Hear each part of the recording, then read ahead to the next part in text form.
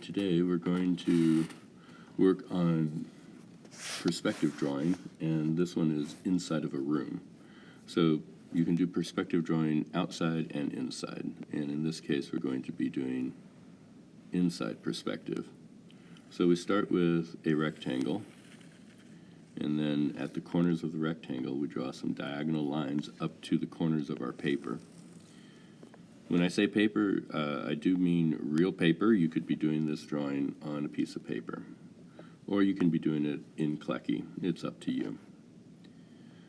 Automatically, we get a very real sense of depth in the picture because of those diagonal lines going to the corners. This then becomes a room. So this back wall, if we do another rectangle in the back wall, we can create what looks like a door, and then next to the door we can create what looks like a window. The door and the window on the back wall are the easiest pieces to draw as part of the room. But if we want to draw a window and a door on the edges of the room, the shape has to become different. So I'm going to do a door on the right-hand side on this wall. The top and bottom of the door have to follow the top and bottom lines or diagonals. So I'm following upward on that diagonal at the top of the door, and then I come down to the bottom.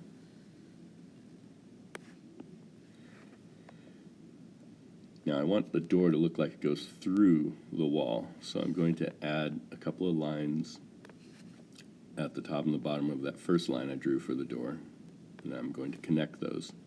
At the top of that, at the corner, once again, I'm going to do a diagonal line. This automatically makes it look like you could walk into that room. Now, on the other wall, on the other side, on the left side, I'm going to draw a window. And that window is going to be about the same size as the window in the back wall, so that line is about the same length. At the corners, or at the bottom and top of that window, I'm going to follow the bottom line of the floor, going down diagonally, and then I'm going to do the same thing at the top, only this time I'm going up with my diagonal, following the diagonal at the corner there. So now that I've drawn those two, not all the way to the edge of my paper, I'm going to connect the two of them. And I now have what looks like either a poster on a wall, which is something you could play with, or if I do the same thing that I did with the door and I add the depth of the window by creating a rectangle right there, a small rectangle in the back of the window, then I can make it look like the window is in the wall. So you can do that step and make it look like it's in the wall, or you can just leave it as a poster on the wall. The next thing that we can do is something with the floor. There's a lot of different possibilities. One that I like trying out is a table. If I do a table that is rectangular, but I have to understand that even a rectangular table is going to follow those same diagonal lines. So on the sides of this table, the diagonal is following the diagonal of the floor line, and that's true on the right and left sides. I can then imagine that this is carpeting before I add anything to it. It looks like it's on the floor. But if I were to add the depth of the table, how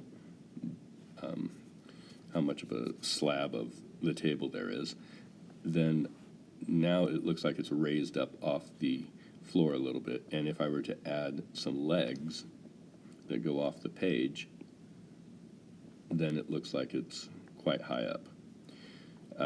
We're probably not going to see the other legs on the back side. Like if I were to do dotted lines, you can see that those legs would never be seen. So that's not an important thing to worry about. We just do those front couple of legs, and that'll be that. In order to add chairs, we can do kind of the same idea. This time the diagonal line, since it's on one side of it, is going the same direction. We add that rectangle in the front. We can add the legs of the chair. Right now it just looks like a bench because it has no back part. If we were to go up with that bench, then we now have a chair. And we have that diagonal line at the top of those two lines that go up. Now, of course, at this point, since we've gone through other lines, we would want to erase. So if you're using a pencil, that can work really well. So that seemed to go really fast. Let's slow down and do it again on the other side. So, two lines going across, connect them with a diagonal, going the same direction. And this time I'm going to do the rectangle first in the front of the chair so that we know how deep the chair is. And then back here is the next rectangular part that we add. At the two corners, I'm going to do a line going up, another line going up. And wherever those end, I'm going to actually make these lines a different color just so that you can see them more easily. Wherever those two lines end, you have the back of the chair going across. And then, of course, because it went through all the drawing in the back of it, we want to erase that stuff that it went through so that it looks solid. Next, we're going to do the legs of the chair so that we understand how long the chair is. And if things get in front of it, they get in front of it, and you just don't draw that part. You can see where I did that front leg, and I didn't draw any more of it. If we wanted to draw something on the table, we're just going to add our lines the same way. Let's say they have a placemat on their table. We're following those diagonal lines. All right, so that's perspective drawing in a room.